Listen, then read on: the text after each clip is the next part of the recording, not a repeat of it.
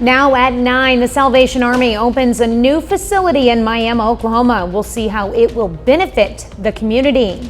Plus, when the Joplin Police Department plans to do alcohol compliance checks of local businesses.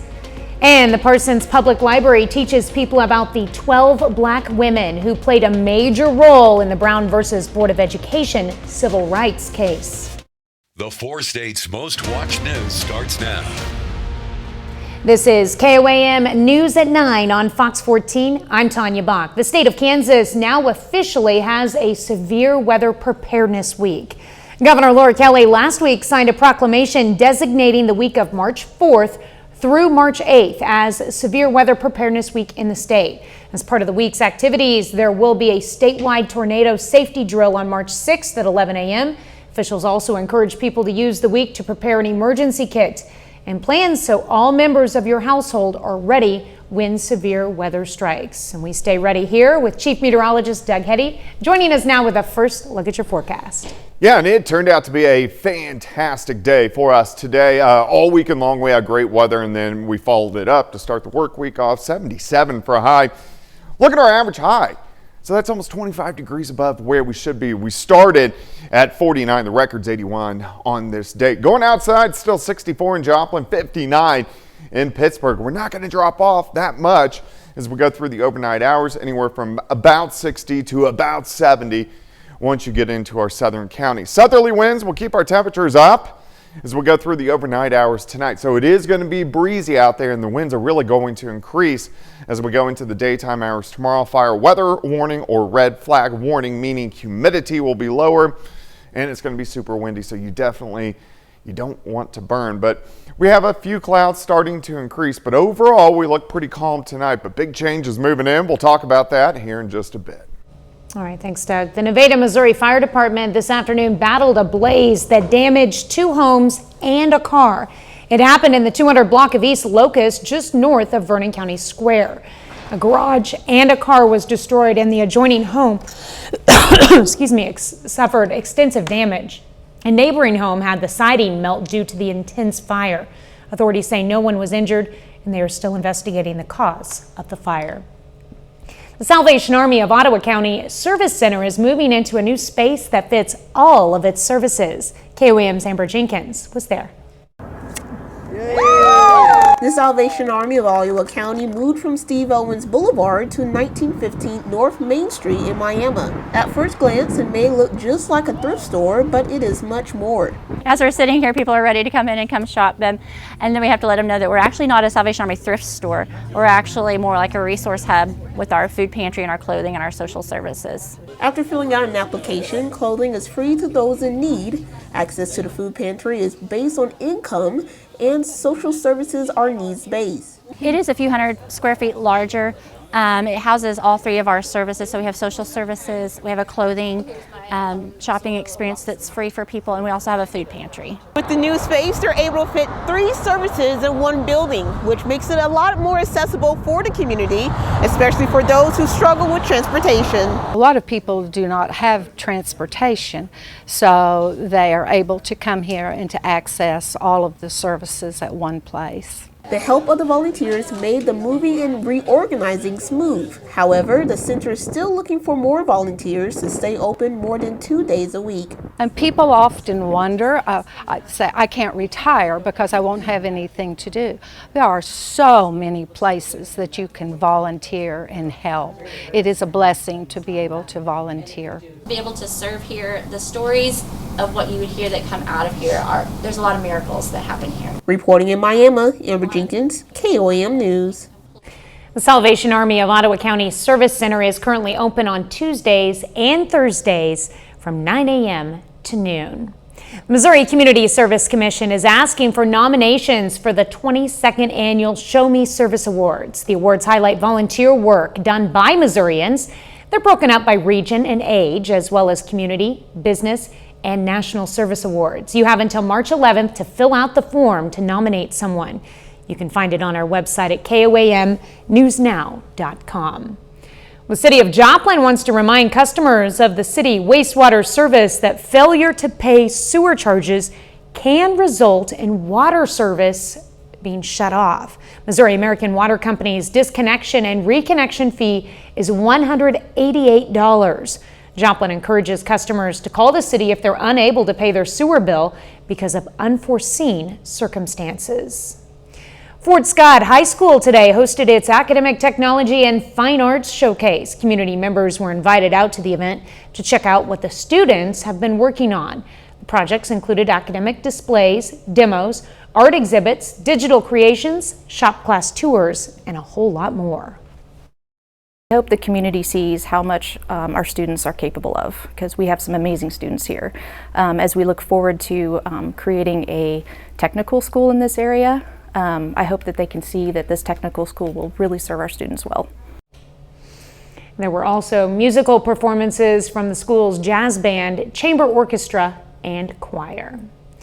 Pitt State today handed out a first-of-its-kind degree from a university in Kansas. More than 1,000 students received an Associates of Arts degree in General Studies. Students with the degree will receive an honor cord for commencement when they finish their bachelor's degree. Later this spring, the university will award the degree to former students who stopped short of bachelor's but met the associate's requirements. In honor of Black History Month, the Parsons Public Library hosted a presentation this evening about the 12 black women involved in the historic Brown versus Board of Education case, now, many of whom were from Kansas. KOAM's Elise Noe has more. These are 12 African-American women who signed their names, and they literally changed history. Historian Donna Ray Pearson presents The Women of Brown, sharing the stories of the 12 black women who were plaintiffs in the 1954 Brown v. Board of Education case at the Parsons Public Library. This year's the 70th anniversary of the decision. So there's a lot of conversation going on about the case right now. But historically, there's never been much conversation about the women themselves. Pearson says that the contributions of these women in the civil rights movement is often overlooked, but their story is an essential part of the impact the case has had on American society. Because they were women and because they were African American, they were not asked the same kind of questions that the men were asked. They were not the civil rights lawyers standing in front of the judges. These were just 12 ordinary women who did something extraordinary. The Women of Brown is part of Humanities Kansas's Speakers Bureau, hoping to strengthen civic engagement in the state. Hope people will go, after they see a presentation, they'll be like, you know, such and such does that in my community, and maybe they too should be documented and their story recorded. And the story of these 12 black women remains pertinent in the present day. I think we need to know about them. I think we need to know that everyday heroes come from our communities. In Parsons, Kansas, Elise Noe, KOAM News. This was Pearson's first time giving the presentation and discussion of the Women of Brown. She says she will continue to highlight these women's stories and ensure they will not be forgotten. Coming up, struggling to stay afloat. Foreclosures are on the rise as Americans run out of savings. I'm Edward Lawrence at the White House. Details ahead. A highly contagious bug quickly spreading across the country is putting those who get it out of commission for days, with some pretty unpleasant symptoms. Fox News correspondent Madeline Rivera has more. Doctors say it's common to see a spike in norovirus cases during the winter months, but the Northeast is getting hit hard right now. The positivity rate in the region is more than 13%, up from 10% in mid-December. That is higher than any other part of the country. Western states are the second hardest hit, with more than 12% of norovirus tests coming back positive. Nationally, the rate is hovering at around 12%. This does track with seasonal trends. Around the same time last year, about 15% of norovirus tests in the Northeast were positive. Medical experts say this is because the virus thrives in cold weather. Plus, more people are staying indoors, making the virus more likely to spread. Symptoms of the norovirus, also known colloquially as the stomach flu, include vomiting and diarrhea, and it is extremely contagious. It only takes a very small amount of particles to make a person sick. You can get it through direct contact with someone who's ill or by eating food or touching surfaces contaminated with a virus. So that's why it's so important to keep your hands washed and clean. Make sure your food is cooked well done and properly. Make sure you wash any, fruits or vegetables that you're going to eat, and making sure, once again, that you're cleaning any contaminated surfaces. Doctors say it is important to keep hydrated. Usually they say the symptoms go away in 1 to 3 days, but if your condition gets worse, they recommend getting medical care. In Washington, Mallory Rivera, Fox News. Well, Doug is next with a complete look at the forecast, and later it's time for sub-state basketball in Kansas.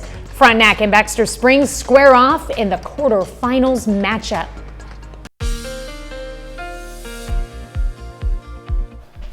Well, of course, it turned out to be another great day for us today. The weekend turned out fantastic, even warmer for us today as we are wrapping up the month of February over the next few days, and majority of the month has been above average. Look at all the red days. 21 of our 26 days have been above average for this time of the year. Let's go outside. Here's a nice shot of our Cornell Arts and Entertainment Complex tower cam. You can see the flags are blowing just a little bit. It is a little bit on the breezy side, and the winds are going to pick up even more as we go into tomorrow. That's why we have a fire weather warning, or a red flag warning, meaning winds are high, humidity is low, don't want to burn, but it is going to be fairly windy as we go through the next couple days. We do have that southerly wind kicking in right now, so this is going to keep our temperatures up just a little bit as we go through the overnight hours for us tonight, but they will increase as we get into the daytime hours tomorrow. Southwesterly winds are going to be gusting 30, possibly up to 40 at times. The winds switch around out of the north, still breezy all the way through tomorrow night, and then they start to calm down as we go into Wednesday afternoon. But also at the same time, our humidity right now, it's up a little bit as it is dark, but as we get into the morning hours, these will start to drop back off, especially once we get into the afternoon. Relative humidity right around 20%, which is pretty low for us here across the Central Plains. 55 Stockton, 69 Neosho, 72 at Grand Lake, 60 in Pittsburgh. Parsons is sitting at 66 degrees. We have all this warm air across the Central Plains, but as we go through the next 24 hours or so, we're going to have a surge of colder air, strong cold front. So you can watch it pushing south tomorrow. Here's about 5 p.m., much colder air behind it. We're going to be into lower 80s. The colder air surges in, so we're going to have about a 50 to 60 degree drop in temperatures from tomorrow afternoon to about midnight tomorrow night. All right, a couple little sprinkles shooting across the northern counties, really not hitting the ground. We have a lot of clouds. We're going to have mostly cloudy skies tonight, and then into tomorrow as our next storm system is heading in our direction and will start to affect us as we go into the daytime hours, well, really tomorrow evening. Most of the morning looks okay. We start upper 50s to near 60 as we climb through the morning. A lot of clouds, upper 70s by noon, lower 80s during the afternoon. But here comes our cold front tomorrow evening. You can see their wind shift line here, 6:30 p.m. And we may get a few scattered thunderstorms that try to pop up in our southeastern counties and then push right on through. And then even a few light little snow showers behind it by the time we head into Tuesday night. But the biggest thing by far is going to be the winds and the temperature. 81 tomorrow, down to 27 tomorrow night, and a high almost 40 degrees cooler on Wednesday of 43 degrees, 51 with some showers moving in on late Thursday. All right, well, we're going to have a big change coming up. Yeah, it looks that way. Like a teaser for summer tomorrow. Wow. All right. Thanks, Doug. Well, spring is right around the corner, and if you are prone to allergies, you might want to start preparing. Symptoms include itchy eyes, nose and throat, sneezing, coughing, congestion, and that icky post-nasal drip. Cleveland Clinic doctors say to do some simple things to cope. Keep windows closed despite warm temps, change clothes and shower at night to ward off allergens you bring in during the day, and keep pets off your bed. Coming up, the rights of social media platforms. Can social media platforms decide for themselves what content goes on their sites and what is removed? That's the question before the Supreme Court, as some states accuse platforms like Facebook and X of censoring users. I'm Rebecca Castro in Washington with this story next. Police in Joplin will be making sure minors are not getting access to alcohol. JPD says it'll be conducting alcohol compliance checks at licensed retailers over the next several weeks. And during these checks, underage buyers will attempt to buy alcohol from these businesses under police supervision. Now, those caught selling the alcohol will be cited and have the case referred to prosecutors.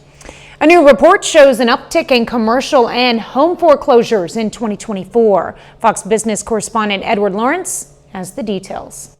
Foreclosures on the rise because of pressure from interest rates as the Federal Reserve works to fight inflation under President Biden. To counter what people feel, over the next 2 days, 10 administration officials will fan out across the U.S., pushing all government spending.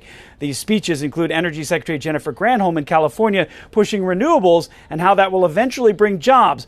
But economic pressure is building. A report from Adam, which follows national foreclosures for commercial and residential real estate, found filings up 10% from December to January and up 5% over the past 12 months. President Joe Biden on Friday highlighting how the spending he's doing has held off foreclosures. The American Rescue Plan provided $350 billion to state and local governments. And many of you put that money up for cops on the beat, bringing down violent crime across the nation, which we've done, to bring 500,000 teachers and other school personnel back into the classrooms, to prevent foreclosures and evictions, to keep 8 million families in their homes. But the Adam report shows that when you break out commercial real estate, the foreclosure numbers accelerating, up 17% from December to January and about 2 times the number from January 2023. Market watchers are concerned about commercial real estate bubbles that could pop as consumer spending starts to slow. But in particular, lower income consumers starting to pare back their spending. That's going to lead to some level of a slowdown across major retailers. And that could be the 1-2 punch. President Joe Biden trying to use the government spending to push off any economic cracks from getting bigger till after the election. At the White House, Edward Lawrence, Fox Business. Credit card debt in the U.S. is surging. The Federal Reserve Bank of New York says credit card debt hit a new high of $1.1 trillion from October through December. Lending Tree says the average unpaid credit card balance was more than $6,800 in the fourth quarter. Economists say after adjusting for inflation, the current level is nearly 20% below a peak it reached in late 2008. Well, can you solve a Rubik's Cube? What about doing it in under a minute? Up next, we'll meet a Missouri 5th grader with some serious skills. How long does it take to solve a Rubik's Cube? If you're 11-year-old Tara Nelson from Jennings, Missouri, it takes less than 2 minutes. This 5th grader is known at his elementary school as the Rubik's Cube Kid. That's because he can get all 6 sides of the cube to display a single color in as fast as 43 seconds. Taryn says you just need to know the algorithms. Interesting. 30 more minutes of news, weather, and sports is coming your way. Missouri Business holds a vigil for a non-binary teen in Oklahoma who died after a school fight. Plus, the Supreme Court hears arguments in a case over the First Amendment rights of social media platforms. You're watching the 4 states' most watched news. This is KOAM News at 9 on Fox 14. I'm Tanya Bach. A Missouri Business is honoring a non-binary Oklahoma teenager who died the day after a fight in a high school bathroom. Now, authorities say as a result of bullying, 16-year-old Nex Benedict got into a fight with 3 girls in the bathroom. The next day, Benedict died. Michelle Renee Quinn shows us how a business in the Show Me State is honoring the teen. People are suffering, people who don't deserve it. An event to both grieve and celebrate. If anybody needs to have a space to speak to someone or hold someone or hug someone or just say, I'm scared. After a trans child died as a result of bullying. I don't know a single queer person who doesn't have a story of bullying. It is something that just sort of seems to be a central part of the experience, unfortunately. May Hall, a trans activist, says we need to come together as a community. And I don't mean as a queer community. I mean as a community of Missourians, Americans, etc. We need to come together and really have a come to Jesus moment about the way that people are treating each other. Not just adults, but children, because the children see the way the adults treat each other. In 2022, Oklahoma legislature passed a bathroom bill enforcing pre-K through 12 students to use gender-assigned at-birth bathrooms. In response to Columbia now being a safe haven, one father of a trans teen says to those in opposition, "This is what's going to happen. That young person used the bathroom that they were told to use, and they were assaulted for it." He says, if you don't get out into your community and know the people in your community, it's easy to be prejudiced. It's easy to be prejudiced against color, against ethnicity. It's easy to hate somebody because of their sexual orientation or their gender. It's easy not to understand, and if you don't educate yourself, you will not understand. It's as simple as that. A state senator in Oklahoma has sparked controversy and outrage over comments he made about the LGBTQ+ community. Comments from Senator Tom Woods came at a public forum in Tahlequah last Friday. While Woods expressed sympathy for the teen's death, he lashed out at the LGBTQ+ community. Woods told the audience he represents a religious state and, quote, "We are going to keep that filth out of the state of Oklahoma because we are a Christian state." Well, can social media platforms decide for themselves what content goes on their sites and what is removed? That's the question before the Supreme Court Monday. Today, as some states accuse big tech of censoring users. Fox News correspondent Rebecca Castor reports from Washington. At the Supreme Court Monday, justices heard oral arguments for two cases that could dramatically affect what we see on social media. It comes after Texas and Florida both passed laws restricting tech platforms from moderating content and blocking political views. Look, I'm a registered Republican, and when I see conservatives getting kicked off platforms, it frustrates me as well. But conservative values require me to recognize that businesses get to choose what is best for their users. The trade group representing the social media platforms argues they have a First Amendment right to determine what content is allowed on their site. But attorneys for Texas and Florida say censoring users violates free speech. The design of the First Amendment is to prevent the suppression of speech, not to enable it. Whatever the court decides, we're going to make sure that we're doing everything we can to ensure that people have a right to speak in these public forums. We want more speech, not less speech. The state laws in question were passed after former President Donald Trump was banned from Twitter, Facebook, and Instagram for his handling of the January 6th Capitol riot. Meanwhile, the Biden administration is siding with the social media companies. These platforms are private parties. They're not bound by the First Amendment. The Supreme Court's decision on this won't be released until this summer, and it could impact what voters see on social media about the upcoming presidential election. In Washington, Rebecca Castor, Fox News. The 2024 Republican primary heads to a critical swing state after another big win for former President Donald Trump.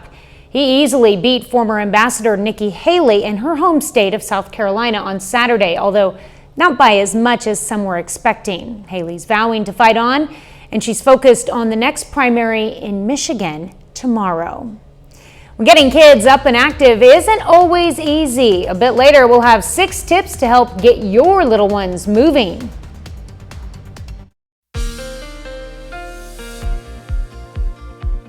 Well, of course, a warm, windy one for us today, but temperatures are fantastic across the region. The winds are actually going to pick up even more as we go into tomorrow. We do have a fire weather warning in effect due to high winds, low humidity, meaning not a good idea to do any burning, as we're going to have those winds gusting 30 to 40 miles per hour. Still a south wind kicking in right now, but these will increase by morning into the afternoon. We'll have winds gusting out of the southwest 30 upwards to 40 miles per hour. They're going to switch around out of the northwest tomorrow night with a very strong cold front. It's going to be windy all night, and then those winds will start to slowly calm down as we go through the daytime hours on Wednesday. Also, our humidity right now, it's not bad. We're sitting kind of 45-50%, but these humidity levels will start to drop through the day tomorrow, which kind of warrants that fire weather warning across the area.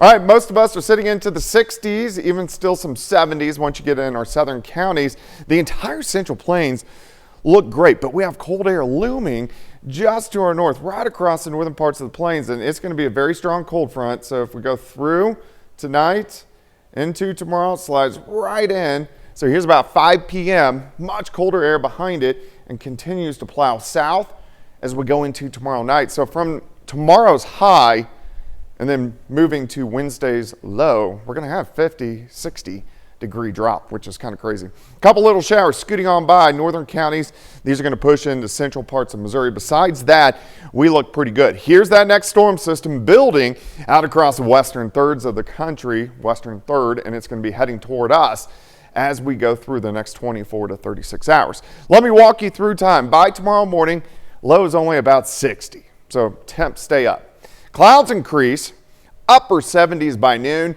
and then once we get into the afternoon, here's 4 p.m. Most of us 80, 81, 82 degrees, should set record highs during the daytime hours tomorrow. Here comes that front. Here's 7 p.m. Front is driving in. Could get a few thunderstorms. Southwest Missouri ahead of the front. Most likely not too strong or severe. I think the greater severe threat will stay off to our east. As the cold air plunges in tomorrow evening, a band of light snow showers kind of forms behind it. So our northern counties, you may get a quick little burst of light snow tomorrow night. And then by Wednesday morning, we clear out temperatures into the mid-20s. And it's going to be much, much colder as we head into Wednesday, highs only into lower 40s. All right, that very light snowfall across mainly the northern half of the region. Very minor accumulations, if any, at all. So that does not look like a big deal. 75 by noon, high temp of 81 for you tomorrow, which is kind of crazy. 43 on Wednesday, 51 on Thursday. Showers sneaking back in late, and then right back into the upper 70s as we head into the weekend again. A little bit of everything, right? Yeah, it looks pretty good. I don't like that 27 tomorrow night, though. That's going to be chilly. I know. It's Yeah. going to be cold. We can handle it, though. Right back up there. All right, thanks, Doug. Well, it's an important part of good health, but getting children to move more, well, it isn't always easy. Mandy Gaither has 6 ways to help kids be more active. It may compete with homework or screen time, but getting your kids moving is critical for their health. Benefits of being active go far beyond the way that your body looks, but the way that your body feels. Catherine Sherry with Children's Healthcare of Atlanta's Strong for Life program says the first way to get kids to be active is to help them see the benefits of it. She says movement can help with things like getting good sleep, boosting energy, and helping them to feel strong and confident.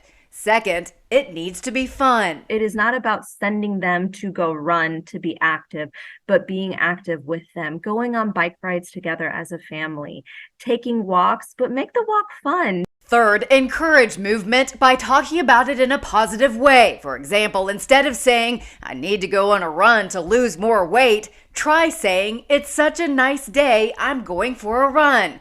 Next, practice the forced choice technique. And what that is giving the child the option between 2 choices. Hey, we're done with our phones today.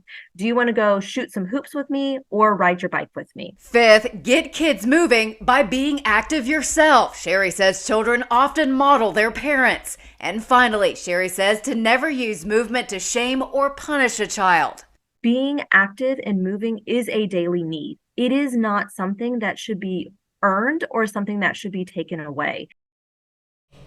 Well, coming up in sports, several wrestlers from the 4 states return home as state champions. Plus highlights from tonight's sub-state quarterfinal between Frontenac and Baxter Springs. John Dales has those stories and more up next.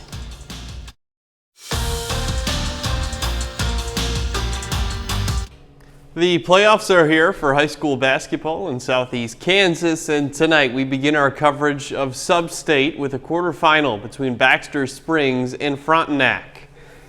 Sub-State tournament begins in Frontenac. The 6th seed Baxter Springs trying to upset the 3rd seeded Raiders. Lions start fast. Gage Maggard zips a pass to Jacob Grant, who rises up for the two-handed slam. Baxter leads by 1 after 1. Frontenac starts to gel in the second, though. Right before halftime, Trey Kramer pulls the trigger from beyond the arc and connects. The Raiders take a 10-point lead into halftime. Second half, more of the same. Off an offensive rebound, Vinny Collier open from the left wing. He connects for 3. Raiders up by 14. Next possession, Collier, same spot on the floor, same results. Give him 3 more. And the possession after that, Trey Kramer. Why not go for the bank shot here from 3? That's good. All smiles for the home team tonight in Frontenac, 53-34. Raiders advance to the sub-state semifinals where they'll face Riverton on Thursday. Switching gears from the hardwood to the rubber floor, Pittsburgh State Track and Field competed against all of its conference opponents in the MIAA Indoor Championships in Washburn this weekend, and the Gorillas take home 2 team conference titles. We start on the women's side. The Gorillas track and field team wins the 2024 Indoor Conference title. That's the 8th time they've done so in the last 9 years. PSU has 5 individual champions and sets 3 new conference records along the way.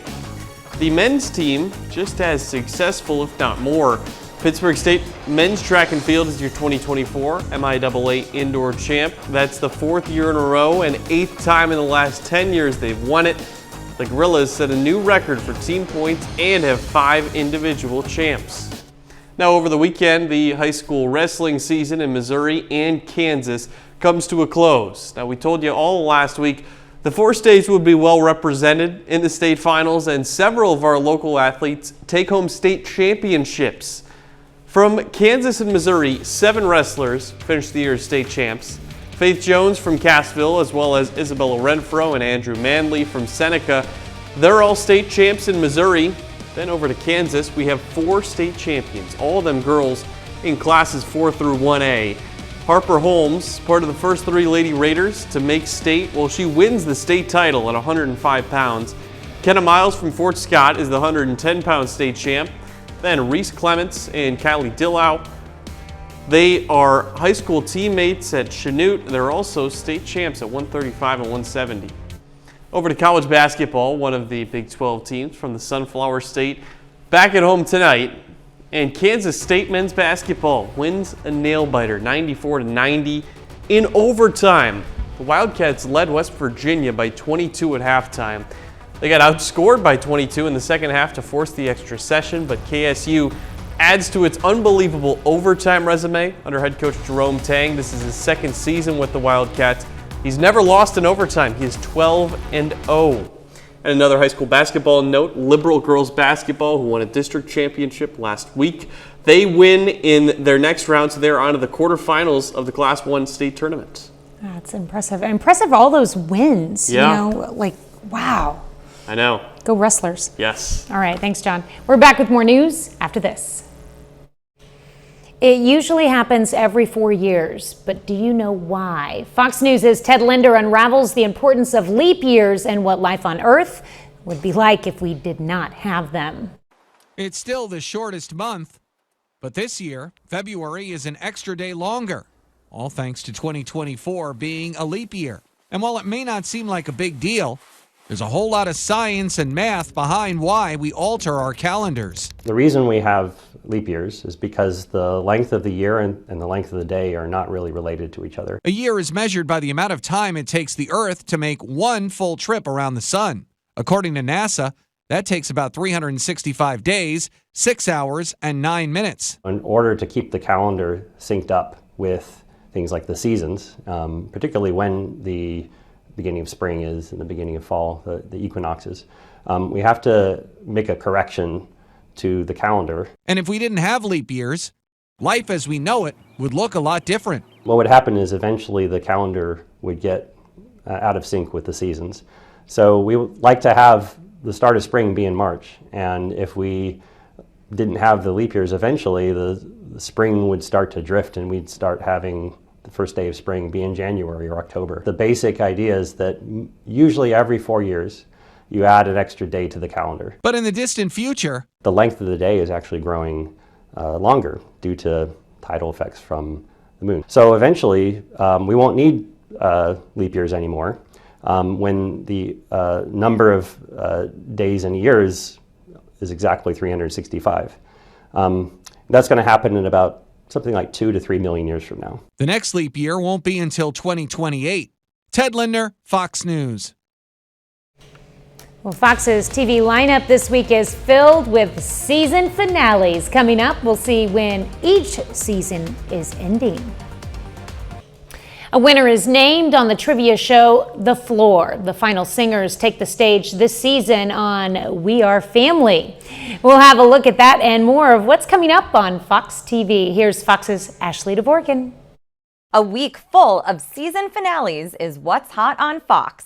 Alex took off. Monday starts with the season finale of the true crime series America's Most Wanted with hosts John and Callahan Walsh. Taylor and Travis are clearly in love. That's followed by the season finale of TMZ Investigates, which puts the spotlight on Taylor and Travis' ultimate love story, which has interviews on how they got together and examines their captivating relationship. It's the season finale. Tuesday, 17 remaining contestants square off for The Floor, winning title and for $250 grand on the special 2-hour season finale of the Rob Lowe hosted trivia show. I know what you're thinking. What in the world did you do with Anthony Anderson? Wednesday is the 2-hour season finale of We Are Family, with 6 singers revealing famous relatives and Joel McHale as a guest host. Oh my gosh, oh my gosh, oh my gosh. Thursday is an all-new episode of Next Level Chef, with 13 remaining chefs tasked with prepping a next-level seafood dish inspired by tropical island cuisine. I need to see more from you. You guys make it hard. Then on Farmer Wants a Wife, the group visits Ty's farm for a roping competition, and they hit the dance floor for a hoedown-themed mixer. Fox Sports brings WWE Friday Night SmackDown. The animated fun of animation domination over the weekend includes new episodes of Fox's new series, Grimsburg. In Hollywood, Ashley Dvorkin, Fox News. Well, that's our time for tonight. Thanks for joining us. We're going to leave you with video of newborn whales off the East Coast. Have a great night and an even better tomorrow.